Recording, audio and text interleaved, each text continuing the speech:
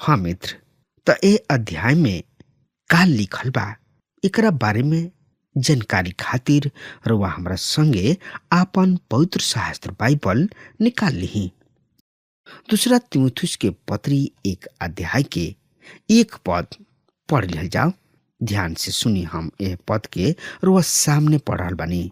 पौलुस के ओर से जे परमेश्वर के इच्छा से मसीह यीशु के प्रेरित हमें, अर्थात ओ जिंदगी के प्रतिज्ञा के अनुसार जे मसीह यीशु में बा। मित्र, पौलुस जवन की परमेश्वर के इच्छा से मसीह यीशु के प्रेरित हमें। जब हम तिमुथियुस के पहली पत्री के पाई न जाता, वहां पर परमेश्वर की आज्ञा से ऊ लिखताने, मसीह यीशु के आज्ञा से मसीह यीशु के प्रेरित हमें। दूसरा तिमुथियुस एक अध्याय के एक पद में ऊ लिखताने, जे ओ जिंदगी के प्रतिज्ञा के अनुसार जे मसीह यीशु में बा, परमेश्वर के इच्छा से मसीह यीशु के प्रेरित हमें। रुआ प्रतिज्ञा के कौना रूप से लेता नहीं, रुआ एकरा के विश्वास के द्वारा ले सकता नहीं। इहे एगो राह, इहे एगो जिंदगी के राह जौना के द्वारा रुआ अनंत जिंदगी के प्राप्त कर सकता नहीं। परमेश्वर एकरा के रुआ के इनाम के रूप में देवे चाहताने। रुआ एह उपहार यानी कि एह इनाम के स्वीकार करी, काहे कि रुआ उपहार देवे वाला पर विश्वास करीना। प्रभु यीशु मसीह रुआ के अनंत जिंदगी देले यदि रुआ विश्वास के साथ उनका के उद्धारकर्ता के रूप में स्वीकार करीना, काहे कि ऊ रुआ के पाप के दाम चुका देले बाड़े। ऊ रुआ विश्वास के आधार पर रुआ के स्वर्ग देवे चाहेलन। जब रुआ उनका पर विश्वास करीना, उनका पर भरोसा रखिना, उनकर आदर करीना, तब हमनी के जिंदगी में प्रभु यीशु मसीह के आज्ञा सब पूरा हो जाला। तो आई एकरा बारे में और ज्यादा से ज्यादा जानकारी खातिर वह हमरा संगे आपन पवित्र शास्त्र बाइबल निकाल ली और उनमें देखी। दूसरा तिमुथियुस के पत्री एक अध्याय के 2 पद एक तरी से बता रहा बा। सुनि ध्यान से। हमार प्रिय बेटा तिमुथियुस के नाम पिता परमेश्वर और हमार प्रभु यीशु मसीह की ओर से तोहरा के अनुग्रह, दया और शांति मिले। ई कैसन सुघर बात बा। पौलुस अपना प्रिय पुत्र के तरी उनका के नमस्कार कर रहल बने, काहे कि तिमुथियुस पौलुस के खातिर एगो महान आनंद रहन। एकरा आगे ऊ कहताने, तोहरा के अनुग्रह और दया और शांति मिलत रहे। जैसे कि हम पहला तिमुथियुस में देख ले रहे कि नमस्कार में दया के भी समावेश बा, जौन की पौलुस के दूसरा पत्री में ना पावल जाला। परमेश्वर दयालु हमें, ऊ अपना लोगन के खातिर महान हमें, दया के सागर हमें, दया के धनी हमें। परमेश्वर पिता और हमार प्रभु यीशु मसीह के ओर से यहाँ पर पौलुस प्रभु यीशु मसीह के प्रभुत्व पर जोर दे रहल बने। त एकरा बारे में और ज्यादा से ज्यादा जानकारी खातिर रुआ हमरा संगे आपन पवित्र शास्त्र बाइबल से देखी। दूसरा तिमुथियुस के पत्री एक अध्याय के 3 पद एह तरी से बता रहल बा। सुनि ध्यान से, हम पढ़ रहल बानी। हम अपना प्रार्थना सब में रात दिन निरंतर तोहरा के याद करत परमेश्वर के धन्यवाद दिहिना, जेकर सेवा हम अपना पूर्वज सबके रीति पर शुद्ध विवेक से करीना। मित्र, तिमुथियुस पौलुस प्रेरित की प्रार्थना सूची में रहे और प्रार्थना सूची में केकर नाम बा? आशा बा। और प्रार्थना सूची में कम से कम और पादरी साहब के नाम बा। दूसरा तिमुथियुस के पत्री एक अध्याय के 4 पद एक तरी से बता रहा बा। सुनि ध्यान से। तोहरा आंसू के याद कके हमार तीव्र इच्छा होला कि तोहरा से भेंट करी और आनंद से हम भर जाई। ई बात साफ सुथरा बा, साफ साफ बा कि तिमुथुस से पौलुस बहुते प्यार करत रहन। और ए पद से पता चलता कि तिमुथुस भी पौलुस से बहुते प्यार करत रहले। सच बात तो ई बा कि इस समय पौलुस जेल में बंद बाणे और मुँह के करीब भी बाणे, जोना के प्रभाव तिमुथुस पर पड़ता।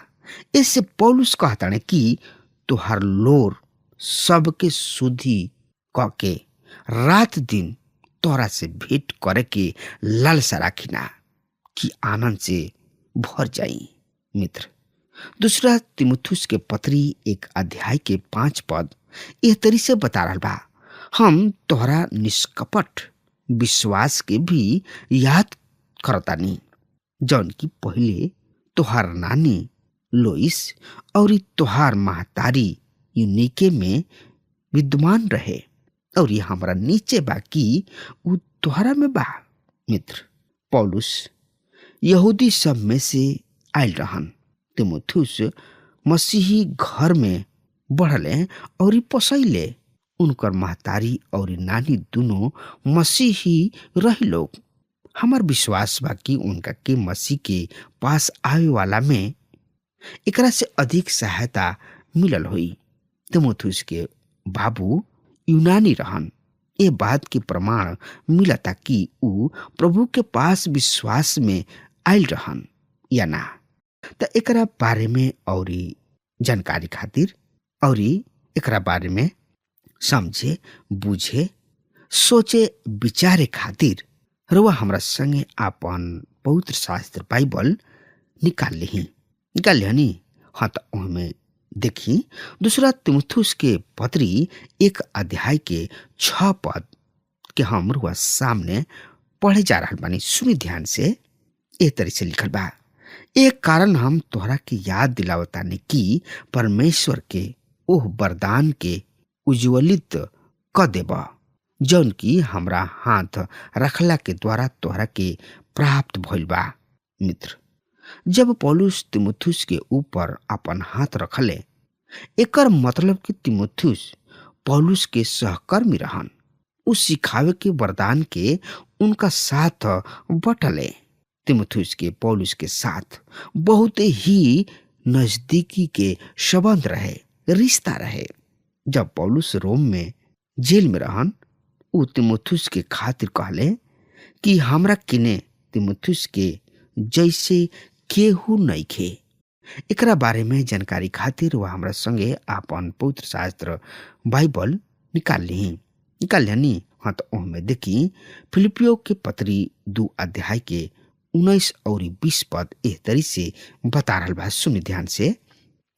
प्रभु यीशु मसीह में हमारा आशा बा कि हम शीघ्र ही तिमुथुस के तोहरा कीने भेजब, जौना से तोहरा विषय में सुन के हमरा खुशी होई।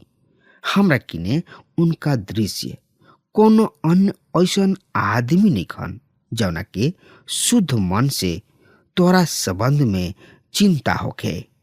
आई यही लगले अपना पवित्र शास्त्र बाइबल में निकाल ली दूसरा तिमुथुस के पत्री 1 अध्याय के 7 पद एह तरी से बता रहा बा। सुनि ध्यान से। परमेश्वर हमरा के भीरुता के ना वरन सामर्थ, प्रेम और संयम के आत्मा देले बने। मित्र, डर एगो स्वाभाविक बात है और ई बढ़िया बात है। उदाहरण के तौर पर हम एगो शेर से डराई ना।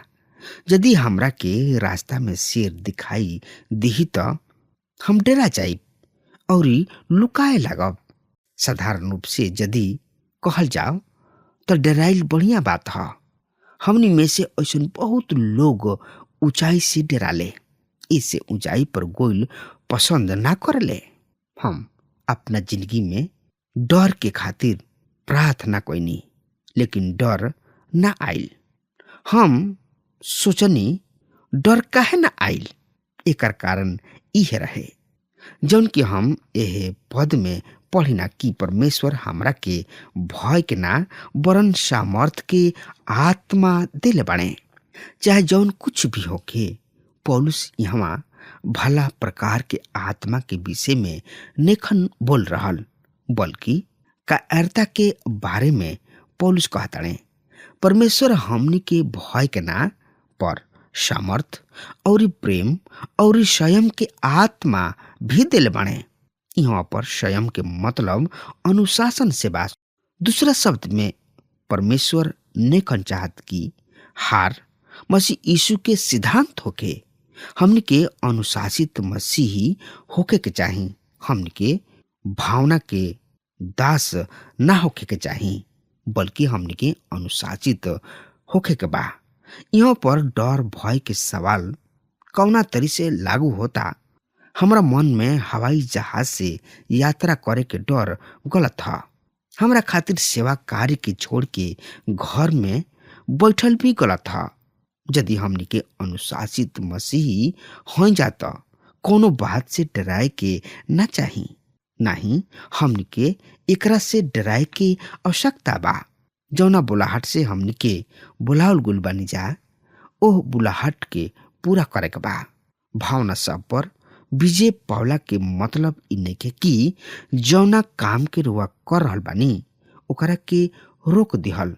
जब रुआ के हवाई जहाज से यात्रा कइल डर लगता तो अपना आप के संयमित करे के जरूरी बा। फिर भी रुआ भावना में रहब। रुआ अपना जिंदगी के भावना के हाथ में मत क दही। हारल जिंदगी मत बिताई।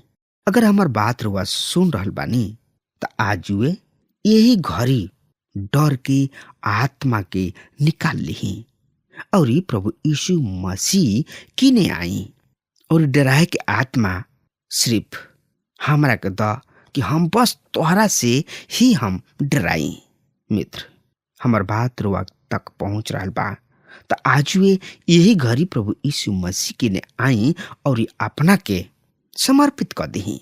काहे कि एक तरह से डराइल तो अच्छा है, लेकिन एक तरह से डराइल अच्छा भी ना है। यहाँ पर इस संदेश में हमनी के सुननी है जा कि कायरता के बारे में पौलुस नेखन बता रहल, लेकिन बता रहल बाड़े कि हमनी के प्रभु में आगे बढ़े के बा, प्रभु में अपना कदम के रखे के बा और वो लक्ष्य के प्राप्त करे के बा जौन की पौलुस पौले। मित्र, अब हमार समय खत्म हो रहा बा। तब तक खातिर वो हमारे के आज्ञा दी। परमेश्वर वह बहुत ही आशीष देश। आमीन।